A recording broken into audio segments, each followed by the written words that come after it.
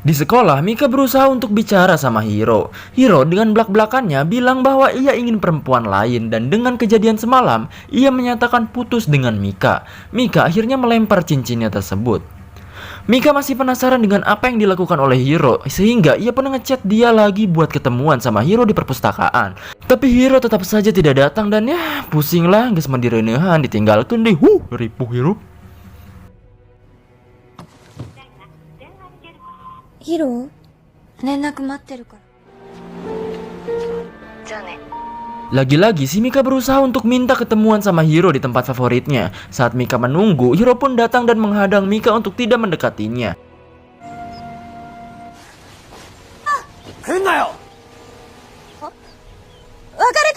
Hiro pun melempar cincin Mika yang sempat ia lemparkan kepadanya. Hiro pun pergi dan meninggalkan Mika. Hanya enggak satu copyright laguna elah. Akhirnya Mika berusaha merelakan Hiro dan menyimpan cincinnya. Singkat cerita, Mika diajak sama temannya untuk ikut pesta kecil-kecilan. Ia pun ikut dengan keadaan hati yang bad mood karena belum move on sama Hiro. Di tempat lain, ia bertemu dengan seseorang yang lebih dewasa dari dirinya bernama Yu. Ia berusaha mendekati Mika. Karena waktu sudah malam, Mika pun balik dan ke tempat pemakaman anaknya itu. Hiro? Mika-chan. Di saat Mika berharap bertemu dengan Hiro di tempat itu, ia malah ketemu sama Yu. Yu pun memberinya payung dan katanya merasa khawatir atas kepergian mereka. Atas kepergian Mika. Mika-chan otta. Hayo iko.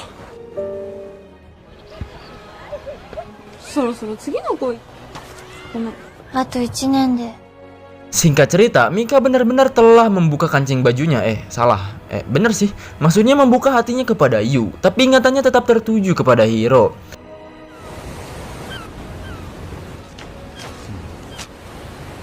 Yu juga memberikan seikat bunga kepada Mika. Mika berpikir bahwa cinta keduanya ini benar-benar berbeda. Ia merasa telah diistimewakan dan terlihat dewasa dengan Yu.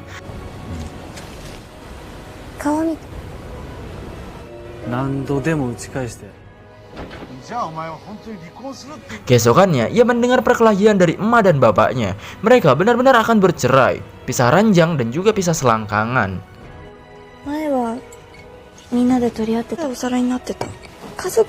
Mika pun cerita kepada Yu soal keluarganya, bahkan sampai menangis terseduh-seduh. Mereka pun mengunjungi rumah Mika dan di sana kebetulan tidak ada emak dan bapaknya. Tetapi mereka melihat robekan foto-foto kenangan bersama keluarganya saat mereka kecil.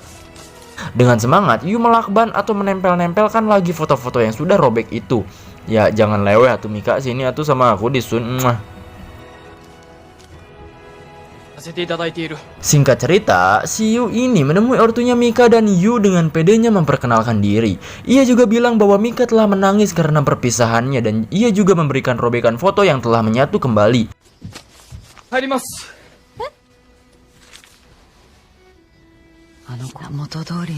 Emak dan bapaknya pun menangis melihat foto-foto itu. Mika juga senang karena hal tersebut. Dan saking senangnya, ia memeluk Yu dan langsung OTW kamar mandi.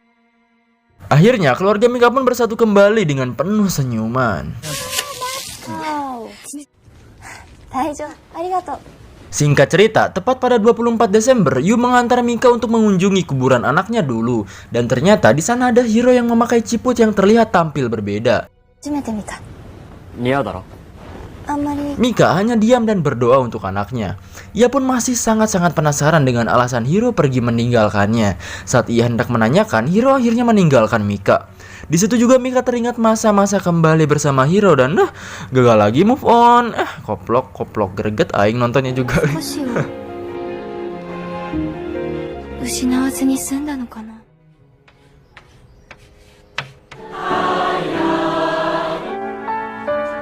Bulan demi bulan dan musim demi musim pun terlewati. Mika jadi sering bayangin Hiro terus dan melihat kenangan-kenangannya bersama Hiro.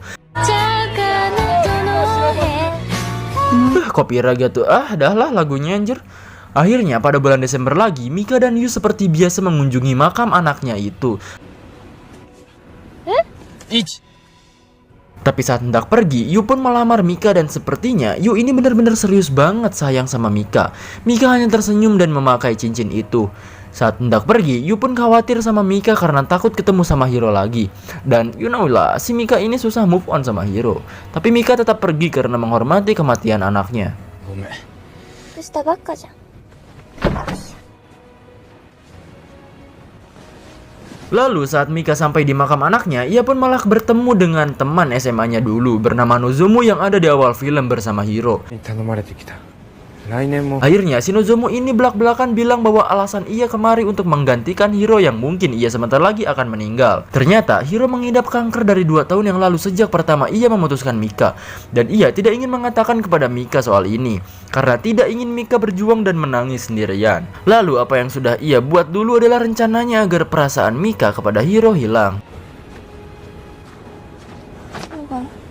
Yu yang nungguin Mika selama sejam khawatir dan nyusulin dia. Yu pun menghampiri Mika yang lagi dongkok dan sedih. Saat ia mengetahui soal Hiro, Mika pun langsung hendak pergi menemui Hiro. Tapi Yu menghadangnya sampai cincin yang ia berikan terjatuh.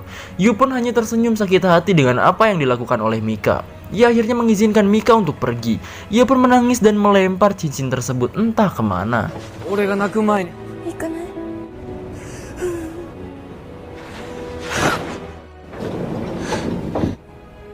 なんで言ってくれなかったの？ Mika pun sampai di tempat Hiro dan disinilah adegan Indosahir pun terjadi. Hiro kaget terkanjut-kanjut ternyata Mika yang datang. Mika pun menangis sambil memarahi Hiro. Bahkan gilanya Hiro masih memakai cincin perjanjian mereka. Mika bilang bahwa ia tidak bisa bahagia tanpa Hiro. Mika pun mencium dan memeluk Hiro dengan wow. Ya udah tuh kalian yang nonton jangan leweh atau mewek wae. 一番来たかった。 Mika pun akhirnya memakai cincin perjanjian mereka dan Mika selalu menjaga dan merawat Hiro setiap hari.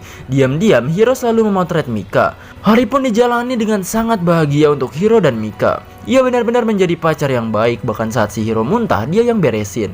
Keadaan Hiro pun menjadi cukup membaik. Hiro ngajak Mika buat jalan-jalan. Mereka bertamasya di tempat favorit Hiro. 結婚して一緒に生きてるんだって。 やるよ。 Dan melakukan kawin-kawinan. Bukan kawin anjir, nikah-nikahan. 綺麗だぞ。 Di situ Hiro merasa kembali kesakitan dan bilang dengan isak tangis yang sangat-sangat dalam. Hiro bilang bahwa ia sangat mencintai Mika dan tidak ingin mati. Mika pun sedih dan mereka pun berpelukan. 愛してる。俺はさ。 Singkat cerita, saat Mika menjaga Hiro, Hiro meminta Mika untuk mencetak foto-foto yang telah ia ambil dari kameranya. Kebetulan saat itu, perawat pun datang karena jadwal pemeriksaan Hiro. Mika pun telah selesai mencetak semua fotonya. Ia ditelepon kakaknya Hiro bahwa Hiro keadaannya tidak baik dan koma. Ia pun buru-buru lari bahkan sampai terjatuh dan membuat foto-fotonya berceceran. Ternyata semua foto itu adalah foto-fotonya Mika. Mika pun berlari sambil VC-an sama Hiro dan berusaha untuk tetap bangun dari pingsannya. Dan yang gua aneh dari sini dan galvok sama adegan ini, HP lipat kayak gini bisa VC anjir, keren banget, jadi pengen punya aing seriusan dah. Dan akhirnya Hiro pun meninggal sambil melihat wajah Mika di telepon. Mika hanya terseduh menangis. Begitu juga dengan Hiro dengan tetesan air mata terakhirnya. Singkat cerita, Mika ngelamun terus karena ya ia kehilangan semua kebahagiaannya. Kebetulan Hiro juga ninggalin buku untuk Mika, tapi si Mika gak mau baca karena gak kuat gitu. Alhasil ia berusaha untuk bunuh diri di tempat favorit si Hiro. Tapi kebetulan ada 2 merpati putih yang membuat ia kaget dan tidak jadi bundir saat itu. Dan film pun nggesan cuy. 聞いてねえかな。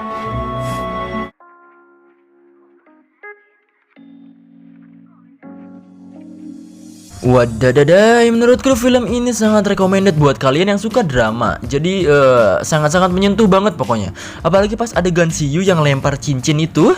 Bayangin saat kalian serius sama orang, orang itu malah milih mantannya ketimbang elu. Tapi banyak banget yang bisa kita ambil dari film ini. Contohnya dalam memilih suatu jalan. Gue ingetin nih kalau hidup itu adalah sebuah pilihan. Setiap langkah yang kita jalanin itu pasti selalu ada pilihan. Misalkan contoh kecilnya kayak si Mika yang lebih milih Hiro atau Yu. Padahal jelas-jelas Yu kayaknya bisa membahagiakan si Mika. Tapi Mika malah milih Hiro yang jelas-jelas mau mati gitu. Ya itu mah terserah si Mika yang milih sih. Tapi pilihan pasti ada resikonya masing-masing. Dan harus bertanggung jawab sama resiko tersebut. Ya gitulah, susah aing jelasinnya, ini mah film bucin ya, jadi gitu deh. Oke, segitu dulu video dari saya. Terima kasih telah menonton dan jangan lupa untuk subscribe dan nyalakan notifikasinya. Keep on genjot terus and see you.